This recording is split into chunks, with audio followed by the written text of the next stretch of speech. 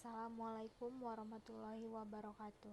Saya atas nama Fairuz Arafah dengan NIM 151204104 Prodi Hubungan Internasional kelas C angkatan tahun 2020 akan mempresentasikan makalah agama Islam dengan judul Konsep Hukum Islam.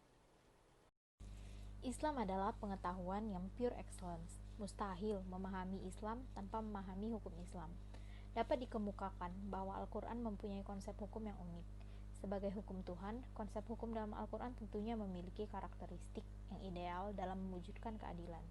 Tegasnya, keadilan yang inherent dalam konsep hukum dalam Al-Quran adalah keadilan Tuhan, keadilan yang bersumber dari Tuhan. Di sini saya akan menjelaskan tentang pertama, pengertian hukum Islam, yang kedua, sumber-sumber hukum Islam, yang ketiga, jenis-jenis hukum Islam, yang keempat, manfaat hukum Islam, dan yang terakhir, ruang lingkup hukum Islam.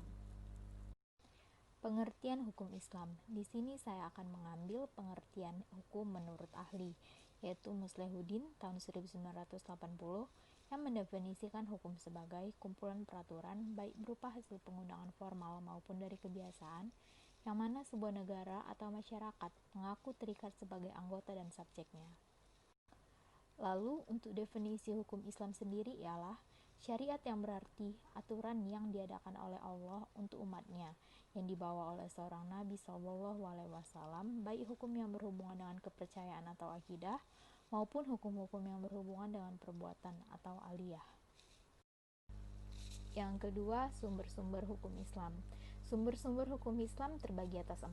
Yang pertama Al-Quran, yang kedua hadis, yang ketiga ijma, dan yang keempat qiyas. Al-Quran.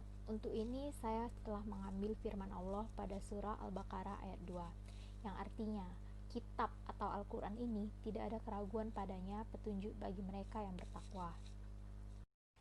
Lalu hadis. Hadis adalah sumber hukum kedua setelah Al-Quran, yang berfungsi sebagai penguat, sebagai pemberi keterangan, sebagai pentaksis keumuman, dan membuat hukum baru yang ketentuannya tidak ada di dalam Al-Quran. Yang ketiga ialah ijma. Ijma adalah kesepakatan para ulama untuk menentukan suatu hukum Islam yang terjadi pasca wafatnya Nabi Muhammad SAW.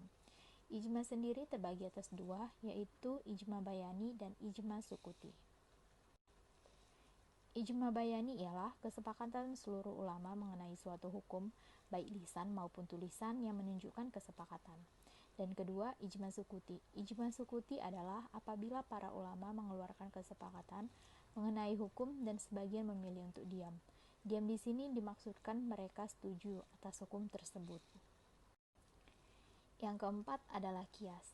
Qiyas atau analogi adalah menggali suatu hukum atas perkara yang belum ada hukum dengan menyamakan perkara-perkara yang sudah jelas status hukumnya dengan beberapa syarat dan rukun yang berlaku. Jenis-jenis hukum Islam.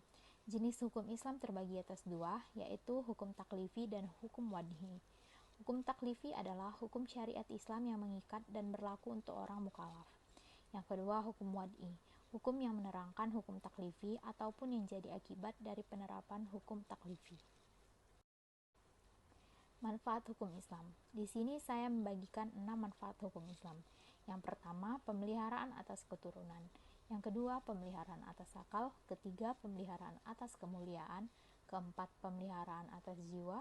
Kelima, pemeliharaan atas harta. Dan terakhir, pemeliharaan atas agama. Ruang lingkup hukum Islam. Ahmad Azhar Bashir mengemukakan beberapa aspek hukum Islam ke dalam 7 bidang, yaitu yang pertama, hukum-hukum yang berhubungan dengan peribadatan kepada Allah. Yang kedua, hukum-hukum yang berhubungan dengan tata kehidupan keluarga. Yang ketiga, hukum-hukum yang berhubungan dengan pergaulan hidup dalam masyarakat mengenai kebendaan dan hak-hak, serta penyelesaian persengketaan-persengketaan. Yang keempat, hukum yang berhubungan dengan tata kehidupan bernegara. Yang kelima, hukum-hukum yang berhubungan dengan kepidanaan. Yang keenam, hukum-hukum yang mengatur hubungan antar negara Islam dengan negara-negara lain. Yang ketujuh, hukum-hukum yang berhubungan dengan budi pekerti, kepatutan, nilai baik, dan buruk. Kesimpulan, hukum Islam adalah sistem kaidah-kaidah yang didasarkan pada wahyu Allah Subhanahu wa Ta'ala dan sunnah Rasul mengenai tingkah laku mukallaf atau orang yang sudah dapat dibebani kewajiban yang diakui dan diyakini yang mengikat bagi semua pemeluknya.